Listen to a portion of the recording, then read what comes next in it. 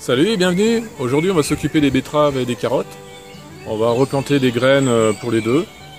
Surtout pour les carottes, parce qu'il y a eu pas mal de manque au niveau des carottes. Sûrement parce que ça a été planté trop tôt. On se rend compte qu'en Bretagne, surtout en forêt, au mois d'avril, c'est peut-être un petit peu trop tôt. Surtout en extérieur. Après, il faudrait faire en serre. Mais bon, la serre est réservée à d'autres choses, surtout les tomates et les poivrons. Après, ça commence à prendre pas mal de place. Au niveau des betteraves, c'est beaucoup mieux sorti. Les semis qui sont dans la serre, on va sûrement les garder pour autre chose. Je pense qu'on trouvera une place ou deux dans les petits pots qu'on va voir tout à l'heure. Bon, de retour. En ce moment, c'est beaucoup les averses. On verra c'est ce qui a couché les artichauts et les fèves. Alors en fait, c'est pas vraiment le vent qui les a couchés, mais c'était surtout les grosses pluies qu'on a eues une matinée. Et avec toute l'eau qui s'est accumulée sur les feuilles dans un très court instant, ça les a couchés assez vite. Et je vais vous montrer tout à l'heure comment je suis pris pour redresser les artichauts et les fèves. C'est parti mon kiki! Voilà ce qu'on va faire pour les betteraves, on va remettre des glomérules. Aux endroits où il y a des vides où ça n'a pas poussé. Là ce sera la troisième fois.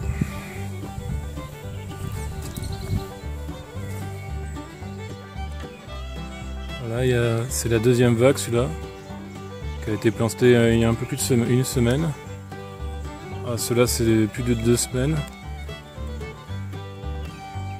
Et ceux-là il y a 1 semaine.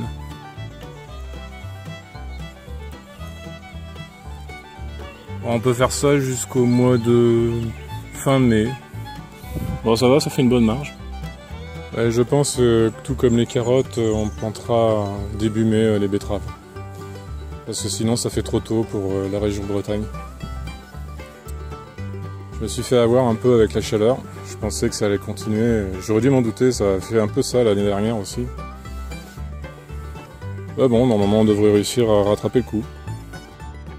Petit tour dans la serre avec de l'ail qui a poussé spontanément. Et à gauche de l'ail, à l'entrée, on voit les euphorbes qui se sont bien développés. On essaiera peut-être de récupérer les graines et voir si ça peut repousser. Quand on remonte dans l'allée de la serre, sur le même côté des euphorbes, il y a eu des carottes aussi qui ont poussé spontanément. Elles sont restées tout cet hiver dans la serre, mais elles sont pas mortes. Contrairement au porte-graines qui était dehors, lui on n'a pas pu le récupérer et il était complètement mort. Quand il y a eu les 3 semaines sans pluie, le porte-graines de carottes n'a pas survécu. Ensuite un petit coup d'œil sur l'avocatier qui est toujours dans son pot. Et un peu plus loin on voit le cerisier nain, qui a encore du mal à faire des fruits. Je pense que cette année on essaiera de récupérer des boutures, et si ça prend on essaiera de les mettre en extérieur. Et au-dessus c'est une vigne qui a 3 ans. Elle a eu un peu de mal la première année à se développer, mais là ça commence à aller mieux. Et on a vu déjà un peu les formations de grappes. Les boutures de ginkgo commencent à bien se développer. Peut-être qu'on les mettra en pleine terre au mois de mai.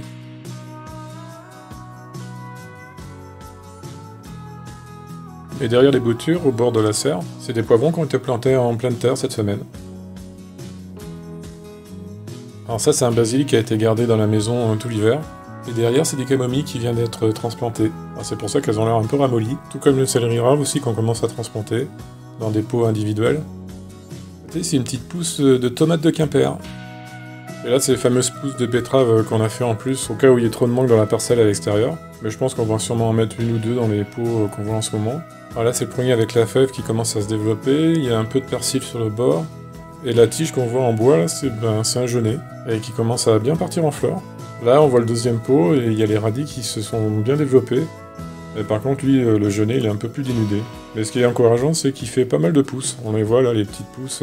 Déjà c'est bien, on sait qu'il a pris au niveau des racines. On voit un radis qui est un peu en dehors de la terre. C'est des radis ronds.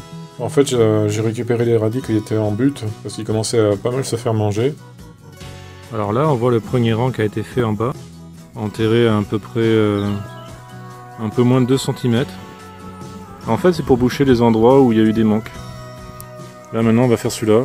Ce qui est amusant c'est que c'est à peu près les mêmes zones où il y a eu des manques. Là on n'en voit qu'une seule. C'est plus des carottes de Nantes, c'est une autre variété. Alors je vais faire une petite zone.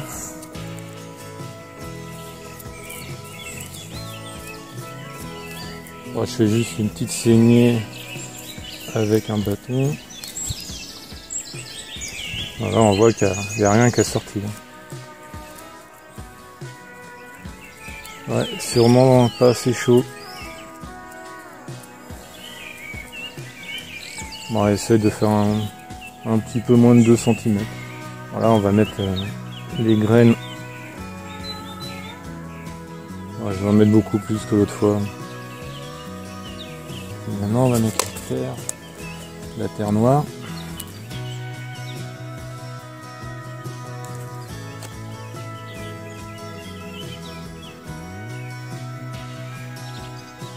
Et on va tasser légèrement.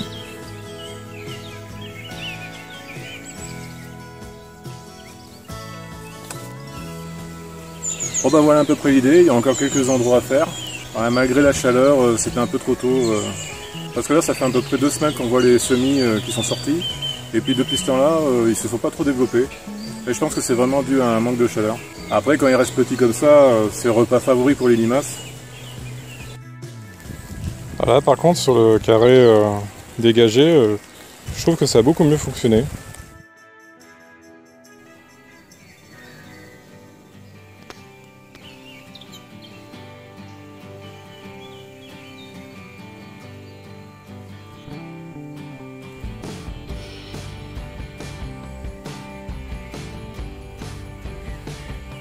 Là on dirait que c'est une tomate. On va la récupérer et la mettre en godet dans la serre. Parce que si c'est vraiment une tomate qui a poussé spontanément comme ça pourrait être intéressant à récupérer. Et ça ressemble beaucoup à une tomate.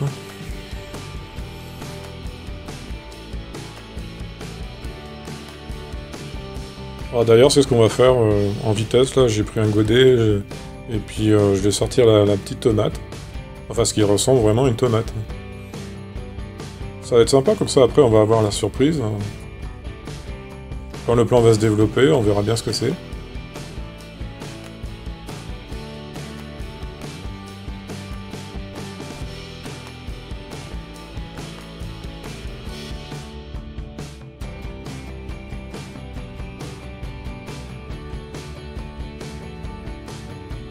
On va la baptiser la tomate carotte.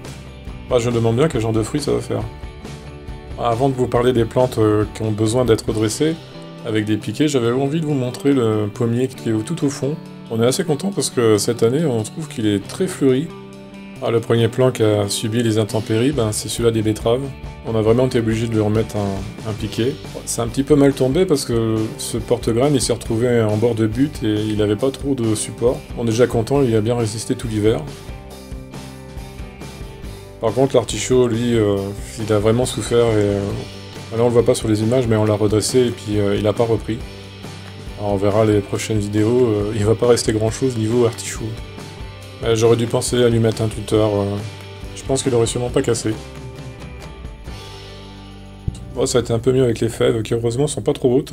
C'est une variété qu'on a choisie exprès qui va pas trop monter. Et c'est un petit peu couché à quelques endroits avec les fortes pluies. Des petits bâtons par-ci par-là, ça suffit.